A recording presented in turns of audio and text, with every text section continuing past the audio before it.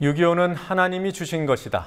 일제 때 교회와 병원이 늘고 국민 계몽이 이루어졌다고 한 문창극 국무총리 후보자. 아침엔 사과할 일이 아니라더니 몇 시간 만에 유감이라고 얼버무렸습니다. 그러더니 다 늦은 저녁에 이르러서는 왜곡 보도에 법적으로 대응하겠다는 엄포성 입장을 밝혔습니다. 문 후보자의 역사관에 심각한 문제가 있음이 수년에 걸친 강연들에서 일관되게 확인되고 또 이런 사실이 동영상에 고스란히 남아있지만 새누리당 지도부는 두둔하기에 바빴습니다. 미리 알 수 있는 방법이 없었다는 청와대의 고백은 청와대 인사검증이 어떤 수준인지를 보여줍니다. 김지혜 PD가 보도합니다. 거의 되지 않습니까? 6.25를 왜 주셨냐? 미국을 붙잡기 위해서 하나님이 그것도 돌아보면 미국을 붙잡기 위해서 주신 거예요.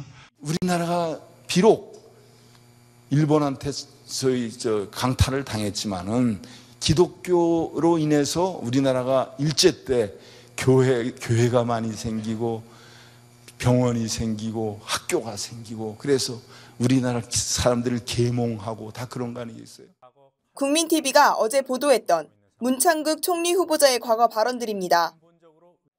그러나 문 후보자는 오늘 아침 출근길에 발언에 대해 사과할 뜻이 없다고 말했습니다.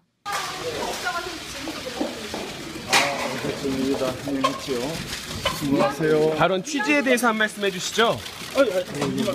낭만 사유 아니라고 보시나요? 이걸 날 놔주셔야 돼요. 힘좀 쳐주세요. 날 놔주세요. 이후 문 후보자는 보도자료를 통해 종교인으로서 교회 안에서 한 말이어서 일반인의 정서와 다소 거리가 있을 수 있다며 유감만 표명하고 말았습니다. 파문이 확산되자 청와대는 곤혹스러운 표정입니다. 민경욱 청와대 대변인은 오늘 오전 기자들을 만나 어제 상황에 대해서는 다 파악을 하고 여론의 추이도 보고 있다고 말했습니다. 민 대변인은 또 과거 발언이 보도가 됐다든지 하는 상황이 아니어서 알 수 있는 방법이 없었다고 책임 회피성 발언도 했습니다. 야당은 총리 자격에 문제를 제기하며 김기춘 청와대 비서실장의 책임이라고 주장했습니다. 대한민국의 국무총리 내정자인지 일제 조선 총독부의 관원인지 알 수 없는 말을 하는 장면이 어제 방송을 통해서 그대로 보도됐습니다. 청와대 인사위원장인 김기춘 비서실장의 책임을 또 다시 강하게 거론하지 않을 수 없습니다. 정의당은 인사청문회 거부 의사까지 밝혔습니다. 야당은 문창극 총리 후보자에 대한 인사청문회를 거부하고 후보자의 추천과 지명에 관련된 김기춘 비서실장과 청와대 참모들에 대해 철저한 책임을 물어야 할 것입니다. 새누리당 일부에서도 문 후보라는 안 된다는 말이 나왔지만 지도부는 문 후보자를 두둔하고 나섰습니다. 근데 예전에 그걸 몇 마리 가지고 또 말 몇 마리 가지고 그의 삶을 재단하고 그의 생각을 규정하려 한다는 것을 민주주의를 부정한 것이라고 생각합니다.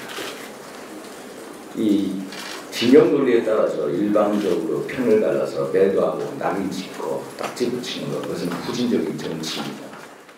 좀 우리가 잘 좀 해보자. 네. 앞으로 좀 미래지향적으로 우리가 좀 스스로 좀 더 우리 민족이 좀 잘하자. 그런 의미가 아니었나 싶은데. 교회에서 한 말이라 일반인 정서와 거리가 있다는 문 후보자의 주장과 달리 개신교 일각에서도 비판이 나왔습니다. 한국기독교교회협의회는 일본의 식민지 지배를 받게 하고 남북을 분단시키신 분이 하나님이라고 왜곡하고 있다고 문 후보자의 발언을 비판했습니다.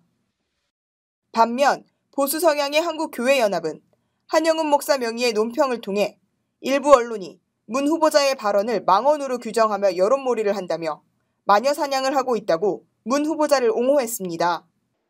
전국 교직원 노동조합 전교조는 성명을 내고 역사교육을 책임지는 교사로서 도저히 묵과할 수 없다며 총리 후보 문창극이란 선택은 학생들에게는 학교 앞 200m 유해시설과 비교할 수 없을 정도로 최악의 유해 환경이나 다름없다고 비판했습니다. 국민TV 뉴스 김지혜입니다.